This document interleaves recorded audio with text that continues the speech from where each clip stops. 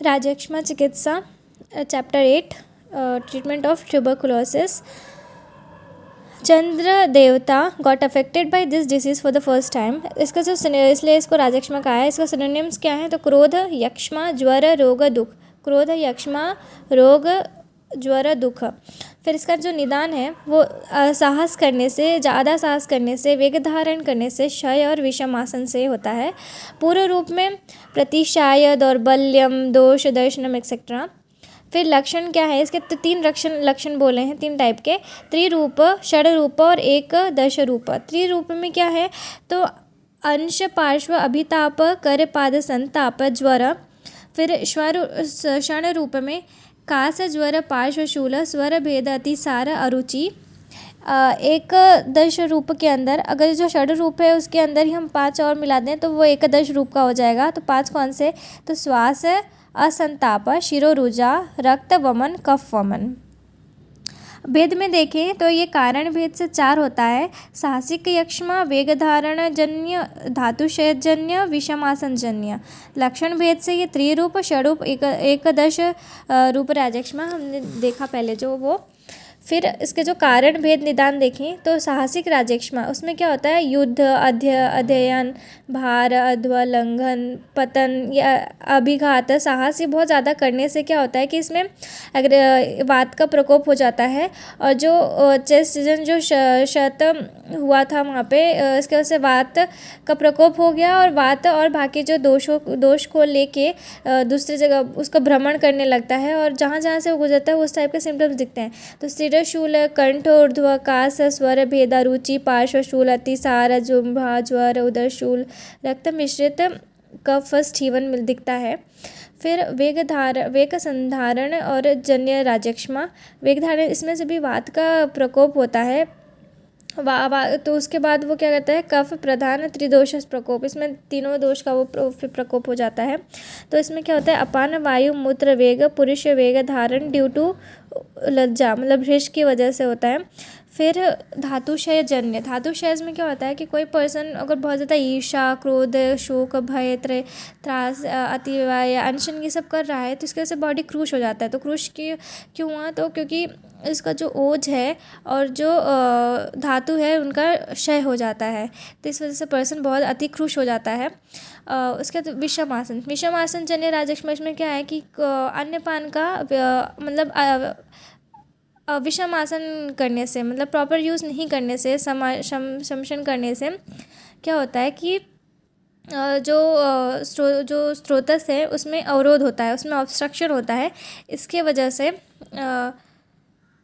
इसके स्रोतस में ऑब्स्ट्रक्शन की वजह से आगे फ्लो नहीं हो पाता है। इस वजह से मतलब पोषण अभाव हो जाता है, अनुलोम क्रम धातुक्षय हो जाता है और उसका शोष हो जाता है। तो ये हमने देखा कि जो विषम आसन और वेग धारण दोनों में क्या हो रहा था? वात का अग्रवेशन हो रहा था, इसकी वजह से स्रोतस में अवरोध हो रहा था तो और उसके वजह से शोष हो रहा था। और जो क्षयज और साहस है, क्षय और साहस में उसमें क्या होता है? शुक्र क्षय और ओज क्षय का हो रहा था, लीड्स टू वात प्रधान त्रिदोष प्रकोप। इसके वजह से प्रतिलोम क्रम धातुक्षय हो रहा था। प्रतिलोम क्रम धातुक्षय मतलब कि पहले ओज, फिर शुक्र, फिर ऐसे धीरे धीरे के प्रतिलोम क्रम में धातुक्षय हो रहा था, फिर इसकी वजह से शोष हुआ। उसके बाद हम देखते हैं राजक्ष्मा चिकित्सा सूत्र क्या है। तो सर्वस्त्री दोष जो यक्ष्मा दोषाणाम तु बलाबलम परीक्ष्य अवस्थिकम वैद्य शोषिडम समुपचारेत। ऑल टाइप्स ऑफ राजक्ष्मा आर त्रिदोषज। जितने भी टाइप के राजक्ष्मा है वो त्रिदोषज ही होते हैं। Therefore a physician should treat it according to the प्रबल एंड अप्रबल दोष के हिसाब से ही उनको ट्रीटमेंट करना चाहिए।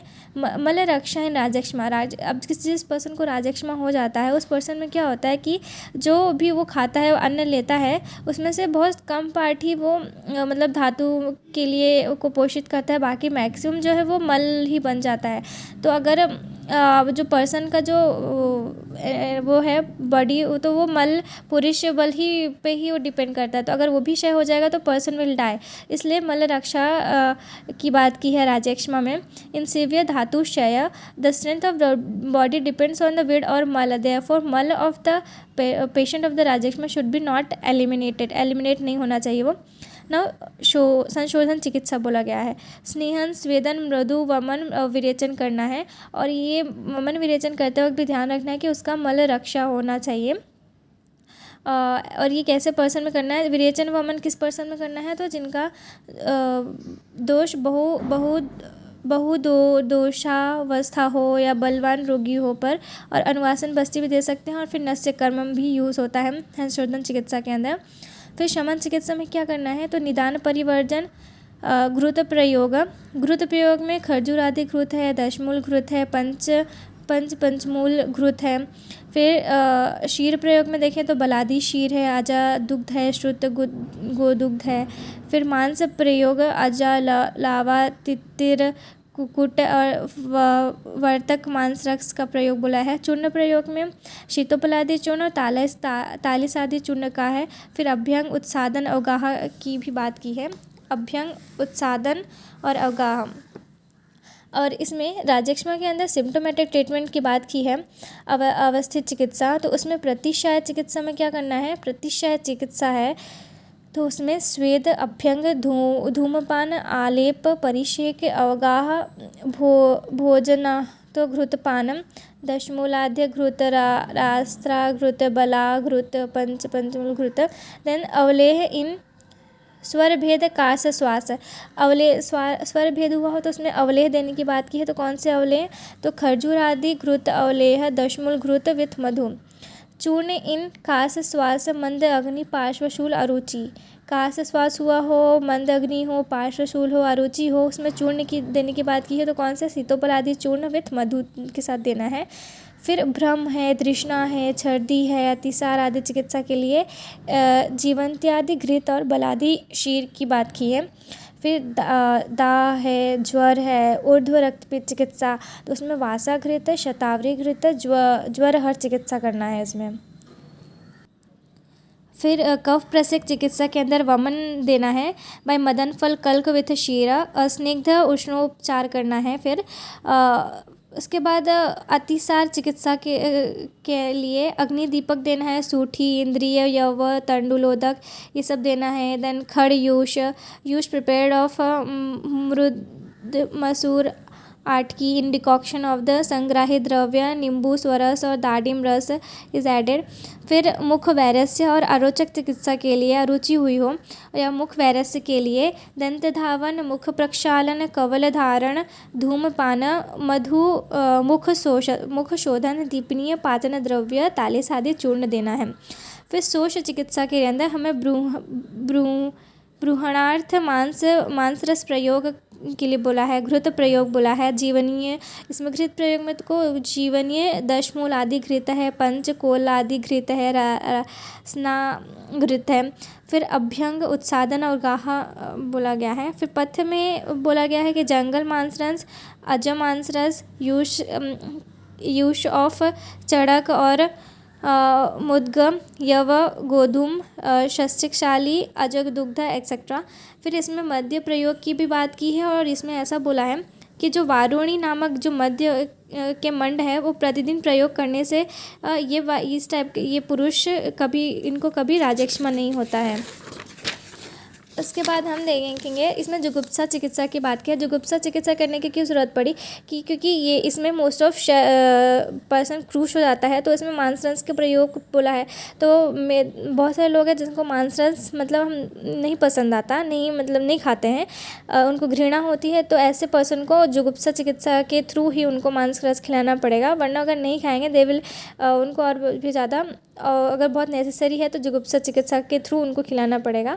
फिर यवानी शाड़ो चूर्ण, यवानी शाड़ो चूर्ण में क्या है, यवानी तिंडिकम च नागरम स अम्ल वेतसम, दाडिम बदरम च अम्ल, कार्शिकम च चोपल। इसमें मांस प्रयोग बताया है। तो मांस रस प्रिपेयर्ड बाय कुकिंग लावा, तित्तिर, कुक्कुट एंड वर्तक मांस इन घृत एंड एडिंग सैंथो, मतलब लवण रस उसमें फिर ऐड करना है, नींबू स्वरस, अम्लरस एंड मरीच शुड बी यूज्ड। अजम मांस रस इसमें इंपॉर्टेंट बताया गया है। Meat soup of goat prepared by cooking अजम मांस विथ पिपली, सूठी, यव, कुलथ, दाडिम एंड आमलकी इन घृत शुड बी यूज्ड। नाउ शीतोपलादी चूर्ण, शीतोपलादी की का यूज़ कहा गया है मेनली। तो शीतोपला मिश्रित 16 पार्ट लेना है, वंशलोचन 8 पार्ट लेना है, पिपली 4 पार्ट, एला 2 पार्ट, त्वक 1 पार्ट। ठीक है, डोज कितना है तो 1 to 3 ग्राम्स विद घृत और मधु के साथ है। इंडिकेशन क्या है तो श्वास, कास, कफ विकार, पार्श्वशूलम, मंद अग्नि, सुप्त जीवा। फिर तालिश आदि चूर्ण इंपॉर्टेंट है इसमें। तो इंग्रेडिएंट्स क्या है, तालिश 1 पत्र, मरीच 2 पार्ट, शूठी 3 पार्ट, पिपली 4 पार्ट, वंशलोचन 5 पार्ट, एला 1.5 पार्ट, त्वक 1.5 पार्ट, शर्करा 32 पार्ट। डोज क्या है तो 2 to 4 ग्राम्स विथ मधु। इंडिकेशंस अरुचि, श्वास, कास, ज्वर, पांडुरोग, ग्रहणी, प्लीहा, राजक्षमा। So this is all about Rajakshma.